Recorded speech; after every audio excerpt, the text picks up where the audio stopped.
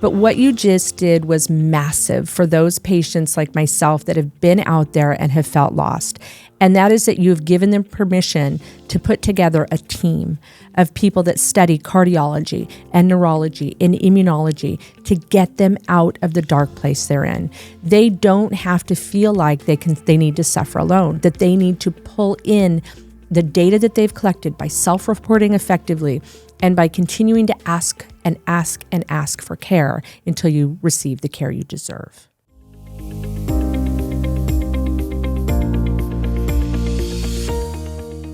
I am so honored that I have an expert in the field of helping patients dealing with these kinds of disorders. I have Irina Rozenfeld back with us today. Dr. Rozenfeld is a doctor of nursing at the Institute for Neuro Immune Medicine here at Nova Southeastern University. Dr. Rozenfeld and I have had the joy and pleasure of doing some co-lecturing recently. We are constantly talking about you guys and how we can help. And this subject is actually the number one thing trending on TikTok and health and wellness.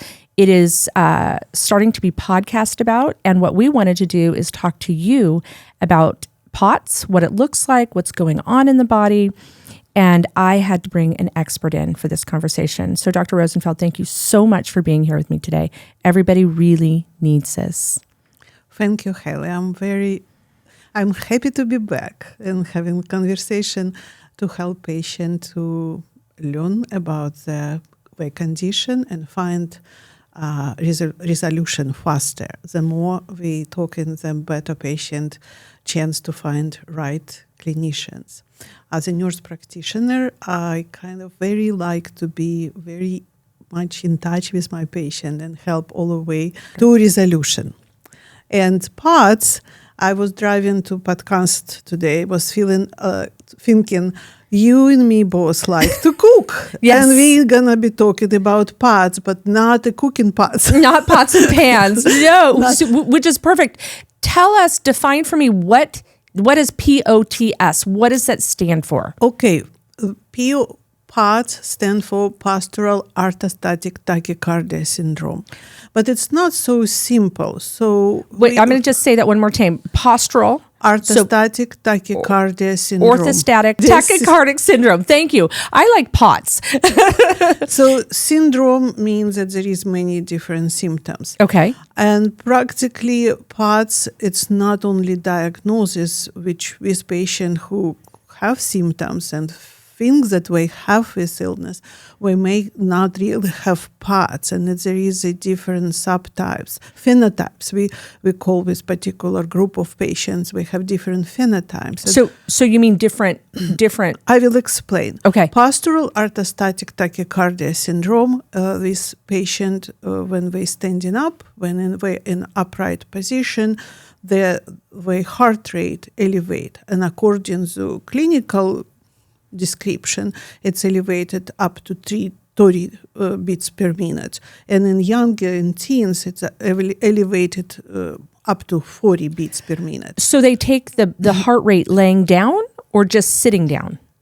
No, we will talk about that. Okay. But in this particular case, when patient change position to upright and stay in this position, the heart rate go up by 30 beats. But I actually, as a clinician, I don't really stick to these guidelines because my goal to control symptoms. And what you're going to do is go up 25 beats per minute and not 30. Or 27 and not 30, you still need to pay attention. And I want to right away highlight that there is a part when tachycardia is a problem.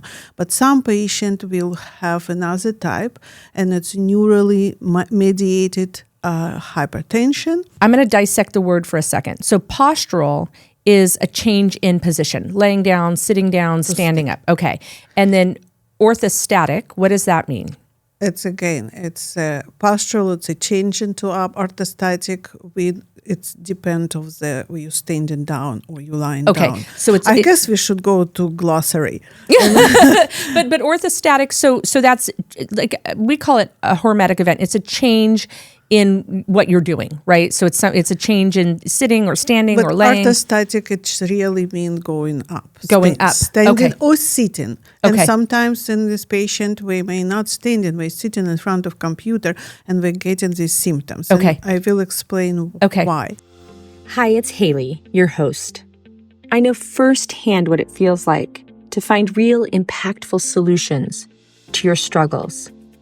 And I know what it feels like to lose hope. We are being bombarded by toxins every single day. As a matter of fact, the world's largest single environmental health risk is air pollution. One thing that is becoming crystal clear is that environmental toxic burdens in our bodies must be addressed. Let me help you tackle toxic burden. Go to HayliePomroy.com/detox and download my free Detox Decoded Masterclass. Let's give you a fighting chance. I know what it feels like to lose hope, whether you're dealing with fatigue, mast cell activation, an autoimmune disorder, long COVID, viral reactivation, anxiety or depression, or inflammation. All of it can feel overwhelming. I will teach you nutrition and natural therapies to help your body eliminate toxins. I cannot wait to see you there. Again, that's HayliePomroy.com/detox. And with tachycardia, is that the heart rate? Heart rate. Okay. Tachycardia, it's elevated heart rate. Okay. Bradycardia, when heart rate slow down. Okay. And then syndrome means there's many symptoms. Correct. Okay. Perfect. And Thank you. we also, this patient, can have symptoms with is a tachycardia, so racing heart, palpitation. And the symptoms this patient will experience, first of all, very often chronic fatigue syndrome, myalgic encephalomyelitis, have symptoms of orthostatic intolerance. Again, you're not tolerant to standing up, to running while you're up, to sitting up for prolonged time. So this is orthostatic intolerance. You're not tolerant to be up. So does that mean that they start to have an exacerbation in symptoms? Do they have... Correct. Okay. Correct. So with POTS, the symptoms, the palpitation, their frequent heartbeats, patient feel as palpitation, dizziness. Sometimes we discuss with the patient and figure out what we feel. Lightheadedness. Okay. Sometimes giddiness. Sometimes like shakiness. Okay. So like cold so they hands. feel like they have the jitters. Jitters. Yes. Okay. Good. Yes. This one. No, I like that. So and the cold feet, cold hands. This is variety of the symptoms. The dizziness, when we lie down, we have relief of the symptoms. And shortness of breath, and can be chest pain. It's a variety. I want to mention that we're talking about POTS when it's increase in heart rate. But there is also hypotension. Usually, so low blood pressure? Low blood pressure. Okay. When patients standing up, the blood pressure dropping. Okay. And blood pressure can be monitored, and if it's dropped more than 25 millimeter, then it's points, then it's orthostatic hypotension. And then sometimes patients really need to be standing for at least 10 minutes. They should be standing up to measure. And it's not necessary. Blood pressure may not drop right away when we're standing up. So physiologically, our body has ability, when we change position from lying down up to upright, the heart rate go up and blood pressure probably dropping, but because of homeostasis and allostasis, hemodynamically, within 30 seconds, we should correct it and stand without dizziness and lightheadedness. So our bodies should adapt to the simple act of standing up. Correct. Changing your posture. Yes. So in the POTS, heart rate go up. In orthostatic hypotension, blood pressure is dropping. And there is neurally mediated hypertension, there is orthostatic hypertension, there is a little bit different variety. It's really important.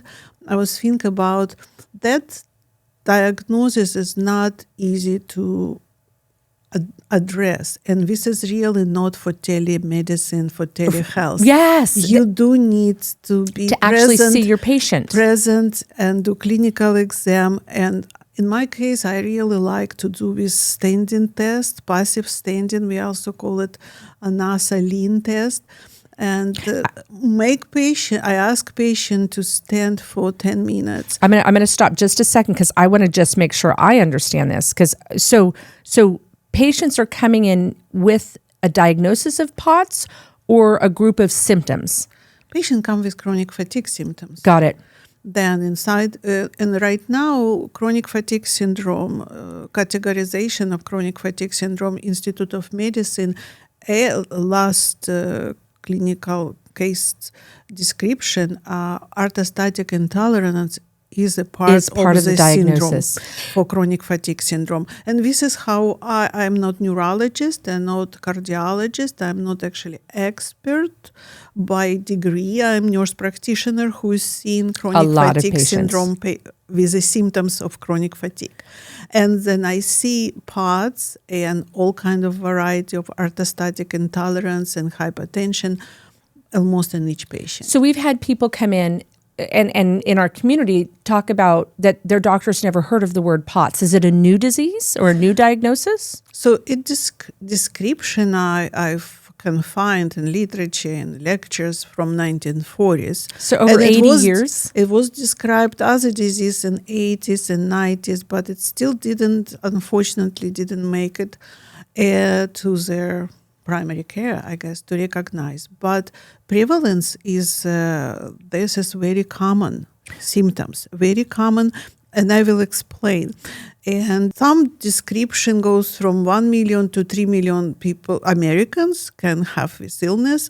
I think after coronavirus, after acute viral infection, this is, we see these patients more commonly come in our clinic. Is it things that we're seeing with patients that have COVID long haulers? We're seeing this? Yes. We're seeing absolutely. POTS? Okay. What I want to mention that it's really important that there is many different neurologic and cardiologic conditions which also have POTS symptoms. Okay. It can be Parkinson, it can be pheochromocytoma, and I do see patients which we then have to refer immediately to appropriate specialist. It can be seen in multiple sclerosis, it can be seen in Parkinson, it can be seen in endocrinology, in pheochromocytoma. So it's important to recognize there is a POTS as a disease, and there is a symptoms which POTS caused by another condition. I'm going to give you 3 interesting examples which I kind of observe. There is another cause for having POTS symptom is a neuropathy, peripheral neuropathy. It's a neurologic condition. So people have like numbness in the feet, numbness in the hands, so cold hands and diabetic feet? neuropathy. Okay. And patient with diabetic neuropathy, we're going to have the symptoms of POTS. But you have to treat diabetes. For sure. You cannot Absolutely. treat POTS. If patient have ulcerative colitis, I listen lecture by neurologist, and I really like his example, and I see it in my patient. If patient have ulcerative colitis and it's not controlled and we're losing fluids, we're gonna develop symptoms of POTS. Because in one more interesting example, anemia. If their patient anemic, so they have not allowed enough red blood cells and oxygen is not delivered, and we're going to have symptoms of POTS. So you have to treat anemia. So POTS, it's very elusive, but you can rule out all the condition and patients still have these symptoms. So we're seeing statistically that it's about a 5-to-1 in the female patient to the male patient. Do you think that's because of the complexity of hormones, or why do you think we're seeing that? It's frequently right now. I actually see it in the male too, but Okay. it's more frequent in female. It's very, very often patient report very acute onset. They know that it was stressful event, We've seen it. Very frequently, it's a viral infection, acute viral infection. So the patient kind of report when it started, but occasionally it's also insidious and it starts gradually. So you'll hear somebody come in and say they either had like a migraine or a fever or a dizzy episode. They get up and they feel like they're going to pass out. Is that, or were they having all these symptoms before and that just exacerbated or? Honestly, what I see, patient did not really come with the symptoms or complaints that we have POTS. The patient come to our institutes. It's a chronic fatigue. And I really always ask patient I like to do clinical exam, and I ask them take off the shoes and take off the socks. And I want a patient sometimes in front of me, first time recognize that there is some discoloration of the feet. So is like red or purpley or? Red and purpley, which is very pathognomic. It's like very significant for this particular condition. And if it's summer and we're in Florida, it's really nice. We always patient walk and we see those sandals or flip-flops. We see discolorated purple feet. And you can Google and see a lot of pictures of purple feet online. But if you're up north, you may not even see it. And I sometimes ask, did your doctor ask you to take your shoes off? It's interesting, but it's have explanation. So when we talk about what's the cause of POTS, and the first what we really observing is a hemodynamic changes. So it's called hemodynamics, your blood pressure, your heart rate, Okay, hemodynamic changes. So changes in blood pressure, changes in heart rate. Right. Okay. And in the majority of the patients, so there we observe is what making feet look purple. It's a blood pooling. When patients standing up or sitting for prolonged time, their blood pooling to their feet. Gravity is pulling the blood down. Yes, it's definitely gravity. Is that why a lot of times we recommend compression socks? Yes. Okay. We're going to come to that. Okay. So the pooling of the blood, and great research, Dr. Systrom, he did really good studies and give us really good explanation for chronic fatigue patient syndrome that we don't have enough blood return to the heart. And the heart doesn't really beat when it's empty, kind of.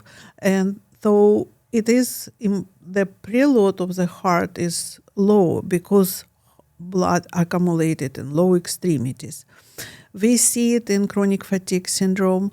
The patient with Ehlers-Danlos syndrome, because genetically we have a particular hypermobile Ehlers-Danlos syndrome, those patients with the pooling of the blood in a blood vessel because we have collagen disease and it's stretchy.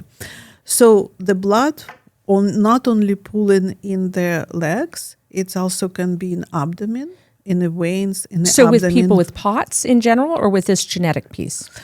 That will become... It's a lot of comorbidities. Will be a patient come with chronic fatigue, and we have hypermobility and possibly Ehlers-Danlos and the POTS symptoms. Okay. Mast cell activation syndrome is kind of on the top. It's all works together. A little bit messy together between all these symptoms. So if a person's out there, what types of things would they be experiencing? I love the taking your socks and shoes off. Would it have more pooling of the blood when you're walking, when you're laying down? Sometimes my patient will say, I wake up in the morning and my belly is flat, and then during the day it's all bloating. And they think it's bloating, but it's maybe blood pulling in the legs and the blood pulling in low abdomen. And this is what it's feeling like, it's heavy and bloating. I want to just go back to that again, if you can, because that is one of the symptoms that so many people will come in and they'll maybe talk even concerned about food allergies, or they'll talk about, am I allergic to a food or something? And they come in and they say, after I eat, I'm tired and my belly's bloated.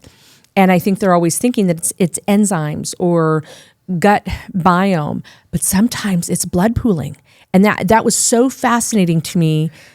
Very important for this patient. We always recommend small meals But the talking about blood pooling, Yes. we recommend compression socks and abdominal binder. So like one of those, kind of like a waist trainer, like an ACE bandage for your tummy. Yeah. And so is some of that blood pooling causing the fatigue after meals too? Because a lot of people that are ultimately diagnosed with POTS or come in and we have this conversation and we go, we should check the blood pressure and the heart rate because they haven't had it done. It is that they say, I'm so foggy after I eat and I'm so fatigued after I eat. Is that the vascular component or the mast cell component or all of the above? It's hard, and I'm saying that as a clinician, you really need to. It can be both. It can be many different reasons. But if patient have POTS, and I kind of like to say it's autonomic dysfunction. Autonomic dysfunction. There is a lot of regulation, as I start saying. Hemodynamic. So it's a dysregulation. Your body is not regulated properly when you're standing up, and you should reset with your normal blood pressure and heart rate because it's normally go up. But then in this patient, it's not. And we feel we try exercise, we try to study, we try to walk, and the heart rate goes up, and it's make a lot of, when your heart rate pumping, your heart is palpitations, and you have chest pressure and shortness of breath, feel a lot of anxiety. Yes. The heart sends signals, and your brain getting signals. There is a lot of anxiety. So it's correspond with neurotransmitters and hormones going. It's like, I always like immune system, endocrine system, nervous system. We do cooperate or we not cooperate. And this, your body getting this like all signals. There is a panic attack, kind of. So the patient has to get in all these symptoms. When we start unraveling, and with this hypovolemia, possibly this patient doesn't have enough blood volume. And this is why we are having this orthostatic hypotension. We need to replenish volume. We're telling this patient you need take more fluids. We're getting this patient to get more electrolytes. It's hypovolemia can be result of low sodium. It's all pathophysiology, and the pathophysiological mechanism in each patient and which description will be different.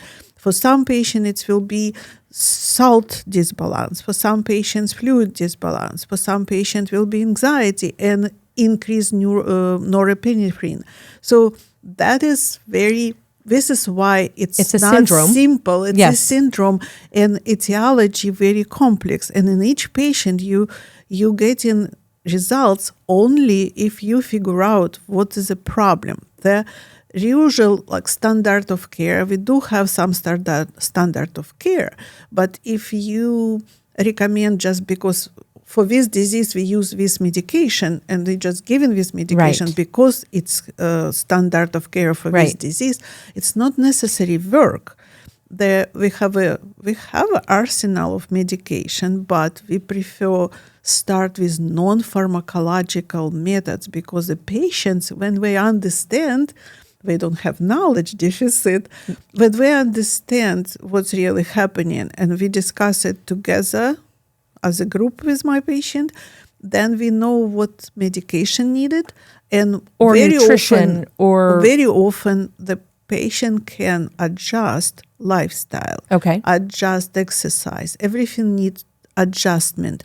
Then they recover, and they recover pretty well if we caught it on time, and it's a complex treatment, and the patient really participate. So I'm going to ask a couple questions. So first of all, it's really underdiagnosed, right? Yeah, I think so. It's really underdiagnosed, and I also feel like when we talk about medical gaslighting or people maybe not being able to articulate what they need from their practitioner. And I love what you said about telehealth. It's really hard to diagnose POTS on a telehealth conversation. I mean, unless you're looking for it and they have maybe some instrumentation at home. I would not recommend them to do a lot of testing at home because I'm always afraid you can have syncope or near syncope. Sometimes, wait, say that again. You can have what? Syncope, syncopal episode. So what that is passing out? Passing out. Passing out. Right. I thought so, but I wanted to make sure. I'm always afraid to ask patient on the telehealth to do any kind of exercises, stand up and sit down. I'm like, so let's list. I want to list. So if people are going in and they're getting ready to make their appointment with their physician, what are I see some things consistently with people. What are some of the things that you consistently see that they can express to their practitioner? Look, I would like you to, check me for POTS because I am experiencing what? Most of patients right now have smartphones, can see their heart rate. Right. Most of the patient can actually get a little blood pressure machine. And when you wake up in the morning, still in a bed, you can check your heart rate when you're in a bed. And then after you sit up, and 10 minutes after you standing up, you can make your log a little bit. For 7 days, I always ask patient to do this 7 days. So log for 7 days? You can come to the clinician with already data. Good. With explaining. And from this data, as a clinician, I can see was your blood pressure problem or it was a heart rate problem because it's a different treatment. Right. What other symptoms might they have, though? Like, what would make them think that they should be checking this at home? The heart rate. Okay, palpitations, elevated heart rate. It's a exercise fatigue. It's a racing heart. Racing heart. I like that. Heart, okay. Dizziness, fatigue, chest pain, shortness of breath. They're cold feet. Cold feet and hands. Do the hands get pooled blood too? Can the hands be discolored also? Mm-hmm. Okay. But if it just, some patients and some people, they quite finds a way to control the symptoms. The crossing legs when you sitting in this yoga lotus pose. Yes. Crossing legs helps soldiers. We actually have a trick. One of my patients, she soldiers in the past, and she said every time she needs to march, or not a march, standing in one direction, she kind of pumping. Exercise your calf muscles. Yes. She pumping and it's prevent from dizziness. Yes. So the human body very smart, and sometimes patient doesn't know that, but you walk in a room and a patient sitting on the exam table in a lotus pose. Exactly. So it's so funny that you said that because there's this chair that's for sale now, which is the crisscross applesauce chair. Like basically where you're sitting crisscross, they call it crisscross applesauce. Wow. Kind of like the lotus pose. And I see so many young adults purchasing this, and they're saying that, when they're in their work environment, that it helps them with, focus. And I always want to check their blood pressure, and I always want to check their heart rate because I wonder if they're self-medicating, right? If they're trying to keep the blood flow from pooling. I watch that. I think it's very fascinating. It's very interesting. I think there is like modality where there patients in their teens, sometimes we see 18 years old, like in their teens we can have this young teens, we got this illness after being very athletically active. Yes. There is no deconditioning there. It was very, very athletically healthy young adult developing this acutely. And there is like 40s, 50s, again after some kind of event. I understand that autonomic dysfunction can be developed after deconditioning, but these patients usually not deconditioned. It's kind of they were very active, and then suddenly they cannot stand up. Yes, as they're very weak. They feel sometimes they like paralyzed. They cannot talk. They have a lot of brain fog. Or how I forgot. Brain fog. Yes. Brain fog. Yeah. And this is a hemodynamic problem. When your blood is pulling to your legs, if you notice in our clinic, I don't see any other clinic in the country. I don't travel so much, but we have recliners. Yes. Because we know that our patient, we need our visits long. and we need patients to communicate with us. First, we need to ask questions, and then we have to patient to understand plan. But if a patient will be just sitting in regular chair or just on a physical exam, like in regular practice, within 30 minutes we're losing them. And the lack of blood flow to the brain, and by lowering, I love that. And when they talk about that, they also talk about when people used to talk about being on the therapist couch. And in therapy, they used to have patients lay down. And a lot of that theory was to keep the blood flow into the brain so that we could nourish the thought, and so that people could process thoughts and process trauma. And when I came into the clinic and I saw the recliners, I thought, that's fascinating. But then, we had talked about keeping the blood flow in the brain during that visit, and the brain fog and the fatigue.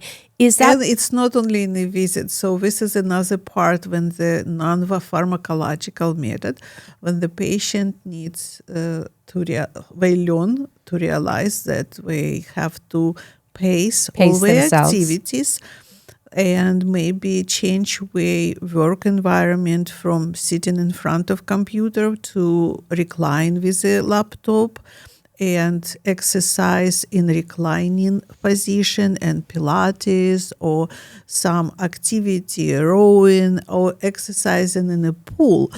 The pool water has hydrostatic pressure against it's kind of your varying compression all over your body because the water pressing.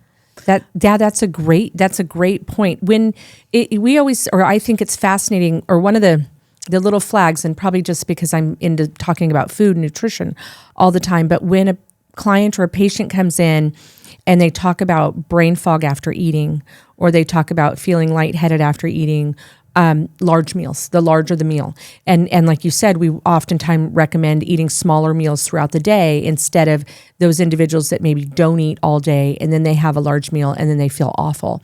And it's fascinating to me that they a lot of times again think about, is it enzymes or is it gut biome? And yes, all of those play a role, but they're forgetting about the blood flow that goes to the GI tract once food is consumed.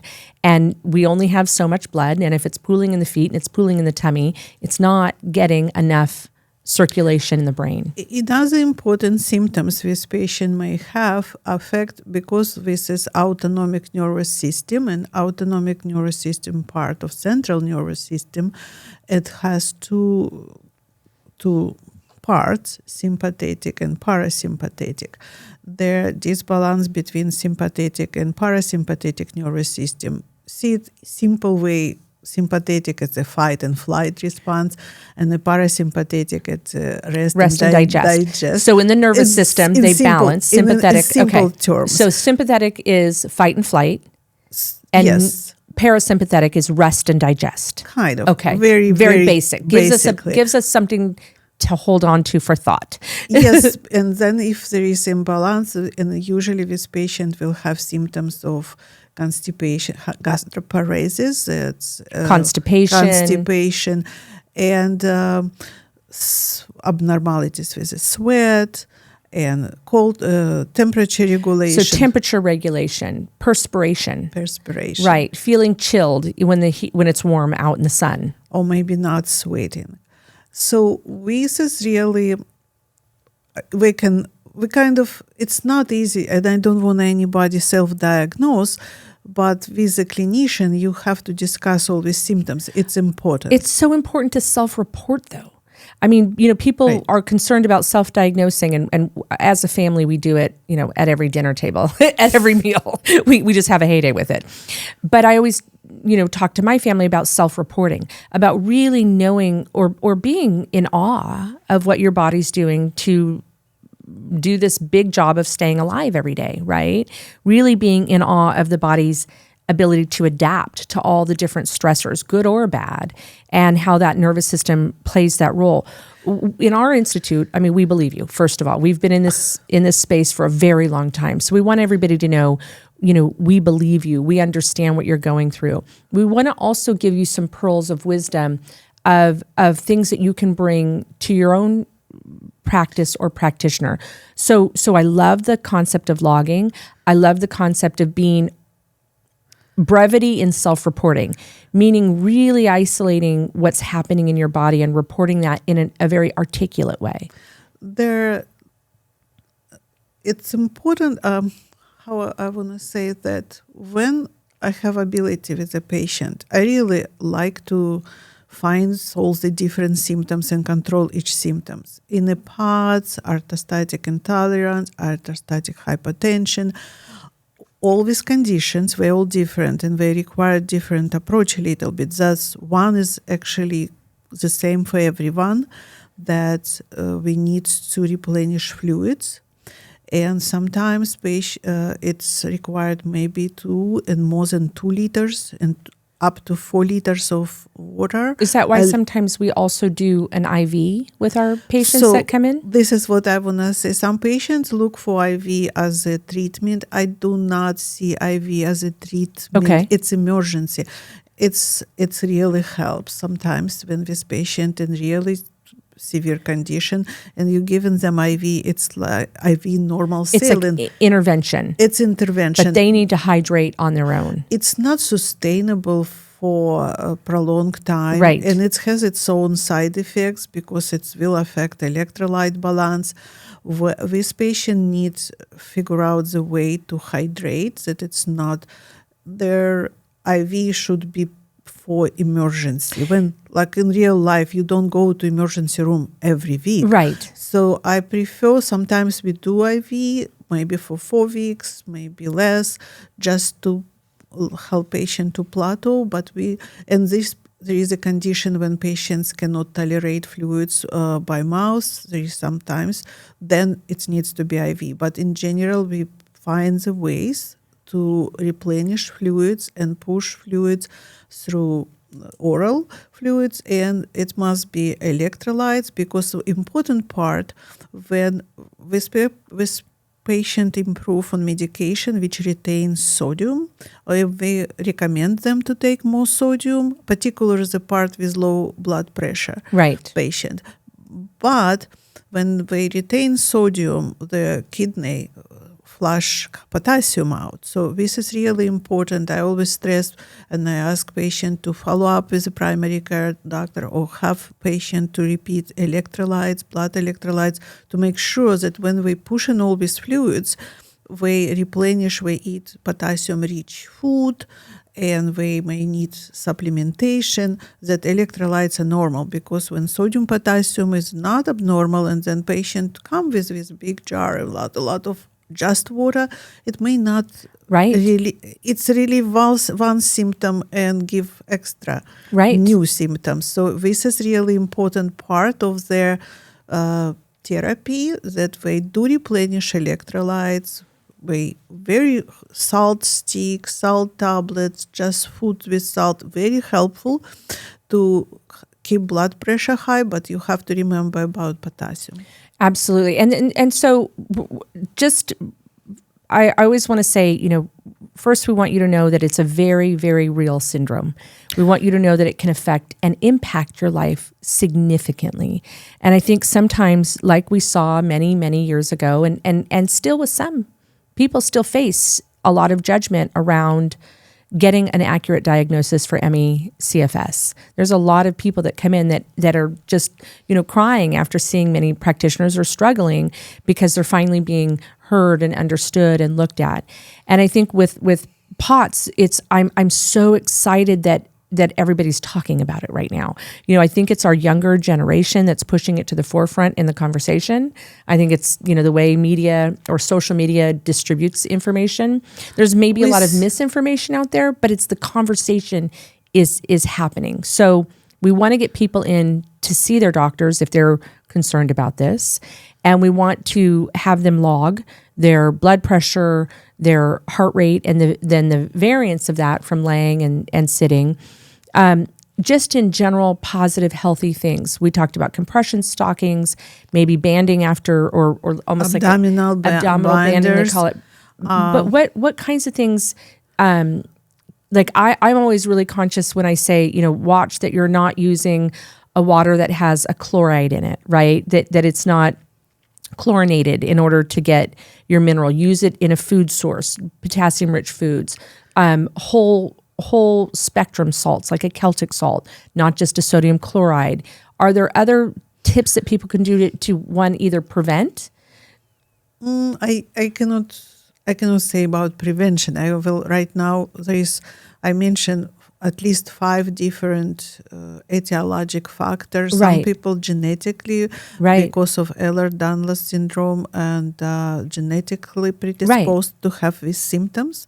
So when we find out, when we work with the patients, then we develop very personalized plan. Right. And there is probably need medication to be. What I want to say that I see improvement, and it may take longer. It can be very short, depending how soon we intervene. Okay. After the episode that caused it to start. Right.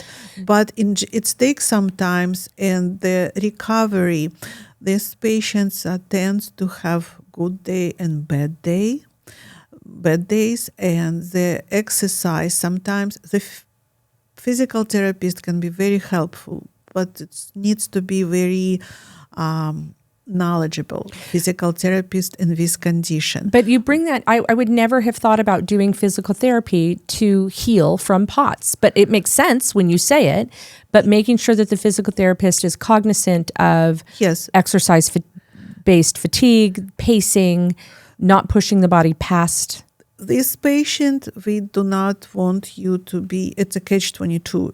If you're not using, you're losing. If you're lying down and deconditioning, the autonomic dysfunction only going to get worse. Right. We need structure for stability. If you're standing or sitting like 90 degrees all the time, you're going to crash. So this is very, very combination of smart approach with exercise.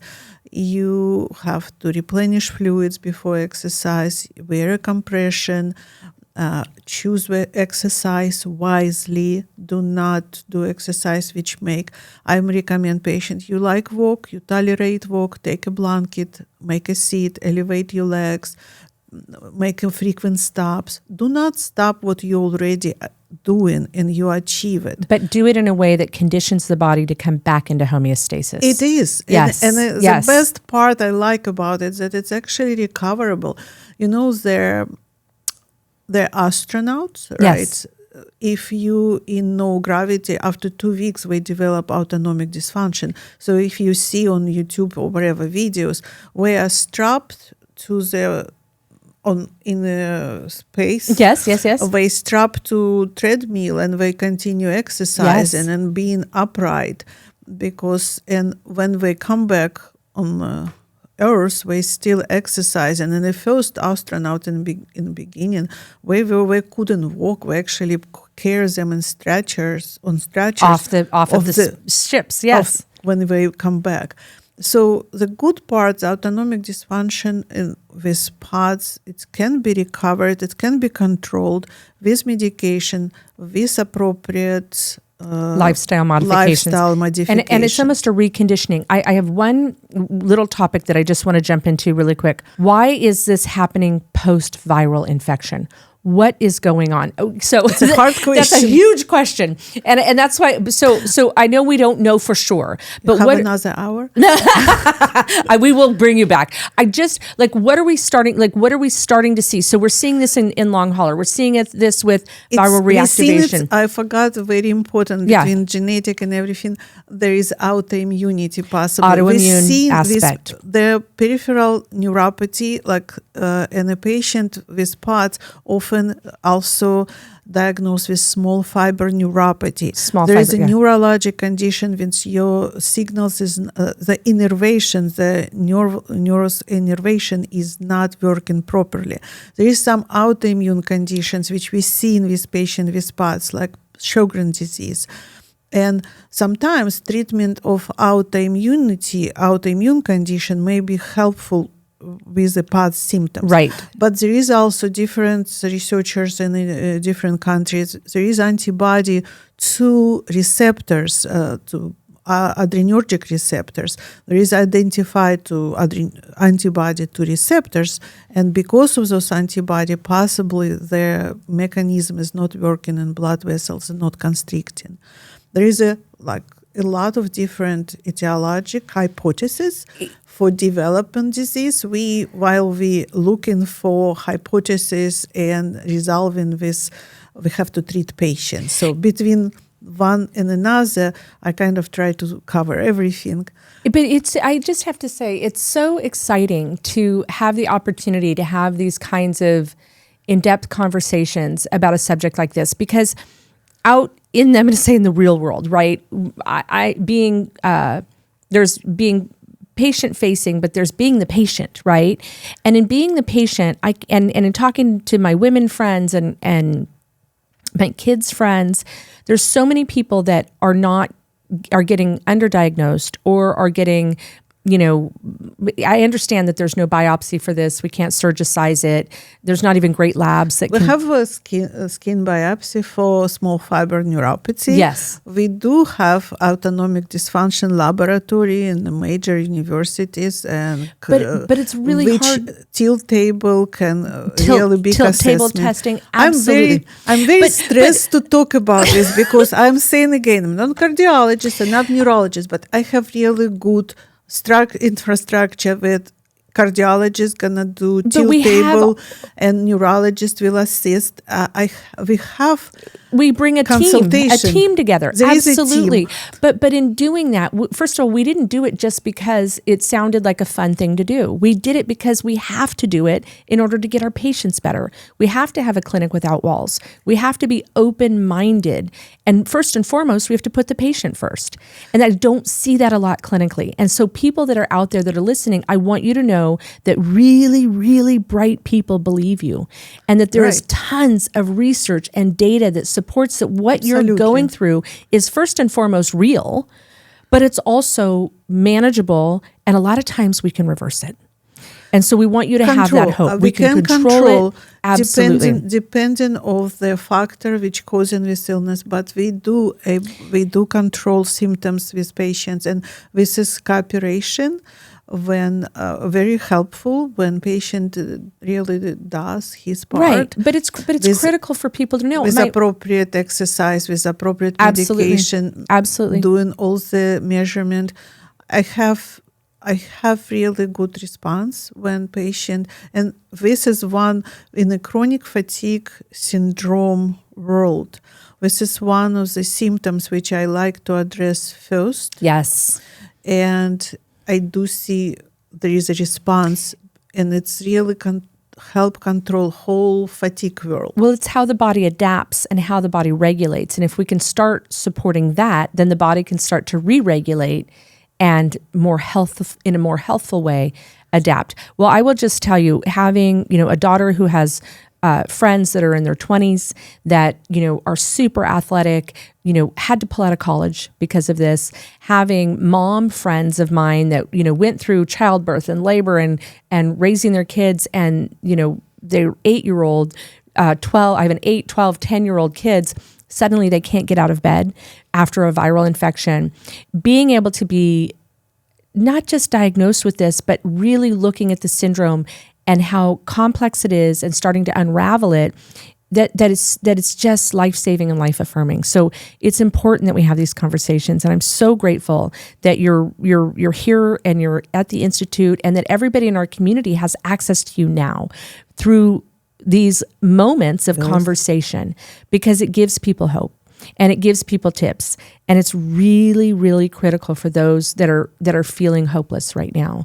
So I just can't thank you enough. I wish I can be more structured, because I feel like we cover many different topics. But the body's complex, and possibly didn't even mention all possible. Of course not. The factors which can cause these symptoms and this particular syndrome. Just the decades of education, your wall in your office, and all of your degrees, and all of your degrees, and all of your advanced trainings, and all of your. I appreciate my colleagues a lot, and to control this illness, we really need input from cardiologists and neurologists. Absolutely. And sometimes we do need to recognize there is another reason. It's not a chronic fatigue syndrome, and it's not just regular POTS. POTS is symptom of something else. This is important because I do notice it, and then we have to treat diabetes. We have to treat something else because it can cause POTS. All the comorbidities. But what you just did was massive for those patients like myself that have been out there and have felt lost. And that is that you've given them permission to put together a team of people that study cardiology and neurology and immunology to get them out of the dark place they're in. They don't have to feel like they need to suffer alone, that they need to pull in the data that they've collected by self-reporting effectively and by continuing to ask and ask and ask for care until you receive the care you deserve. Period. So we're fortunate. We have it all that happens within our institute, not only within our clinic walls, but through our research and also through the relationships that we make with physicians across the globe, right? And we do that to find solutions for people that are struggling.